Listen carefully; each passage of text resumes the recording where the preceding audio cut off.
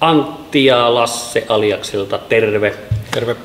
Voidaanko pikkuhetki vaivata teitä ja puhutaan kaljasta?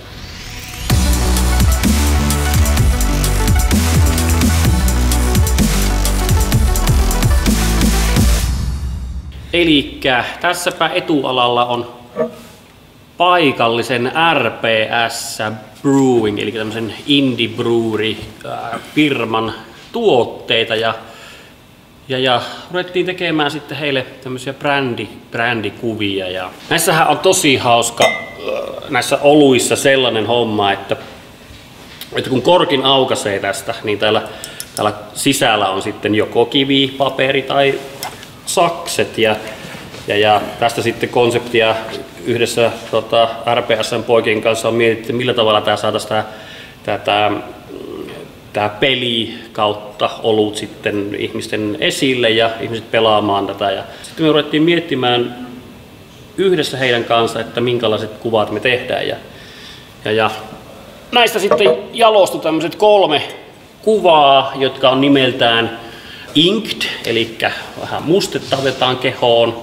Sitten on Designated Driver, eli tämmöinen kuka ajaa autoa. Ja sitten tämä viimeinen oli tämmöinen The Bill, eli tämmöinen tyypillinen tilanne, missä kukaan maksaa hirveän laskun. Ja sitten tässä on tämä yksi mies myös, joka tähän joutui sitten omasta, en tiedä vapaasta tahdostaan tai mistä, mutta valikoitu sitten malliksi. Ja kerropa nyt itse vähän tästä sinun malleilukokemuksesta. Hämmentävää touhuahan se on tuolla puolen kameraa olla. Ei ole tuommoistenkaan ilmeiden ottaminen, niin ei se ihan silleen luontaisesti irtoa. Se oli aika, itse asiassa kaikki tuosta malleista niin oli tästä meidän lähipiiristä, kaikki tunnettiin ja hyviä tuttuja.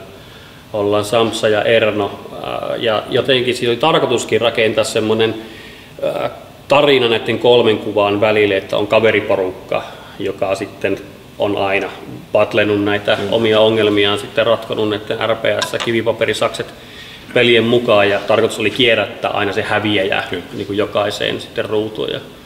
Siinä oli vähän 2 muuta kuvaa oli jo otettu. Meikäläisen ruutu oli jäljellä se, missä minä olen hävinnyt ovan ja siihen ei ollut vielä käsikirjoitusta olemassa, niin siitä saa arvailla, että mihinkähän laskuvarjo hyppyyn siitä joutuukaan, mutta pääsin suht helpolla. Mulla oli heti niin kuin oikeastaan alun perin ihan selkeä, että mä rupean rakentamaan semmoinen monivalotus omalla tekniikallani, eli kamera on jalustalla ja kuvaan sitten niin kuin palasissa, eli niin kuin aina pieni ryhmä ihmisiä kerrallaan ja sitten valasin sen ympäristön tai sen, missä ollaan erikseen. Kaikissa taisi olla 2 tyyppiä toisessa kuvassa ja sitten etualalla oleva tyyppi oma ruutu. Joo.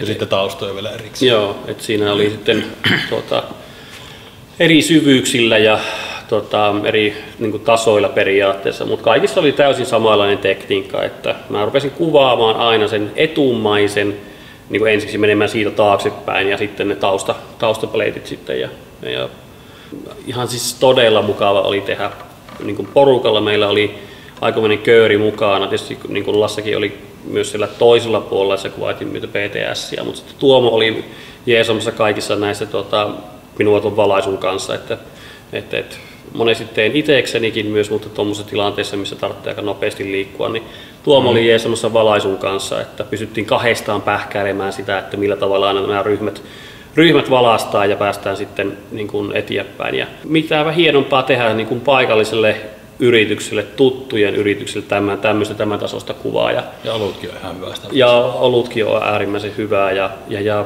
sitten mikä oli suunniteltu oli jo alusta lähtien, että tehdään tämmöisellä cinemagraphityylillä, että näistä stilleissä tuotetaan sitten nämä animaatiot ja siinä tulit sinä sitten niin kuin taustapuolelta sitten mukaan sitten tekemään nämä. Kyllä ja tosi paljon helpompi tehdä tietysti, kun on valmiiksi jo palasina kuvaa tehty, niin sitten sieltä pystyy eri syvyysleireitä ottamaan helpommin irti.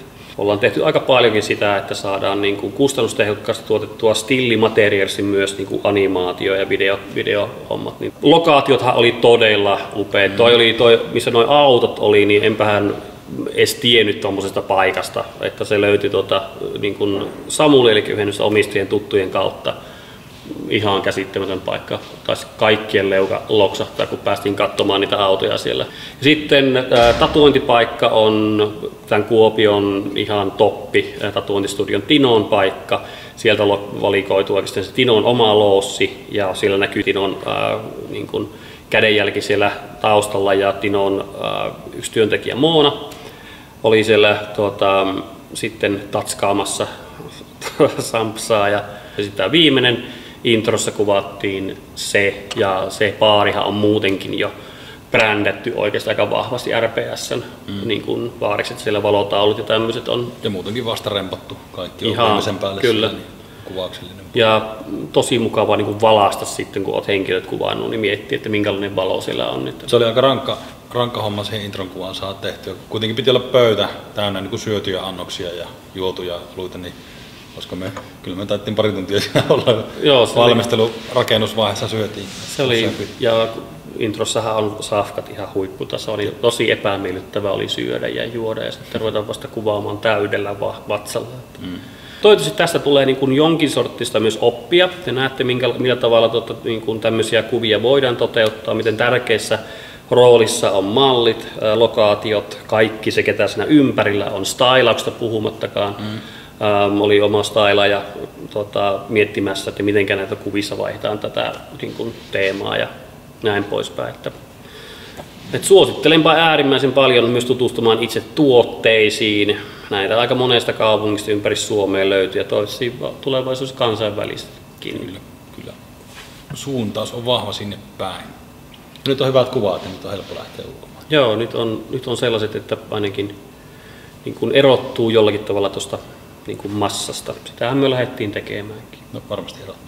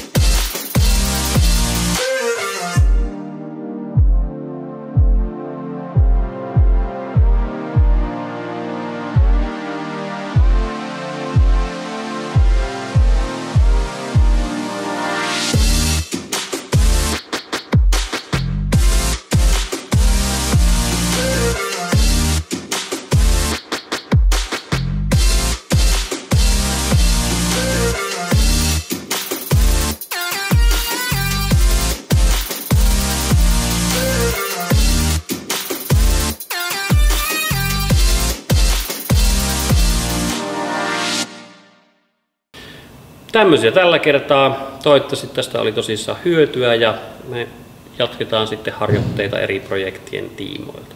Kippis vaan ja seuraavaan kertaan.